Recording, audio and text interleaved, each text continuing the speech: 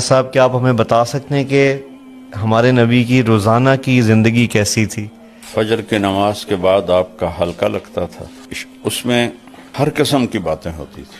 کبھی دین کی بات ہوتی تھی، کبھی دنیا کی بات ہوتی تھی، کبھی ہنسی مذاق ہوتا تھا. اللہ. پھر آپ جب ایک نیزے کے برابر سورج ہو جاتا تھا تو آپ 2 نفل پڑھتے تھے.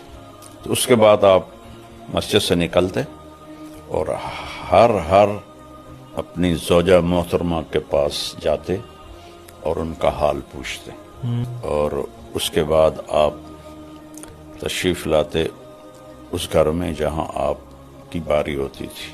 وہاں پھر آپ تھوڑی دیر آرام فرماتے تھے. اس کے بعد پھر اگر کوئی وفود آئے ہوتے تھے تو پھر آپ ان کے لیے تیار ہو کر مسجد جاتے اور ان وفود کے ساتھ ملاقات کرتے. حضرت حسن نے پوچھا ہند بن ابی حالہ سے کہ اللہ کے نبی کیسے تھے؟ انہوں نے کہا دائم الفکرہ طویل الاحسان، لمبی سوچ اور لمبا غم. یہی سوال ایک صحابی نے حضرت عائشہ سے پوچھا اللہ کے نبی کیسے تھے؟ انہوں نے کہا کان ضحاکا بساما، بہت ہنسنے والے، بہت مسکرانے والے. جگہ کے بدلنے سے عمل بدل گیا.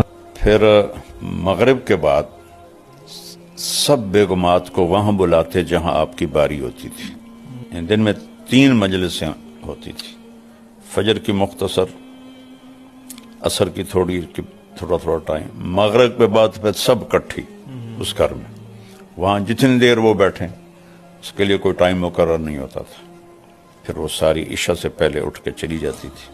اب عشاء کی نماز پڑھا کے آ کے فوراً سو جاتے تھے. لا ثمرۃ بعد العشاء، عشاء کے بعد کوئی مجلس نہیں ہے.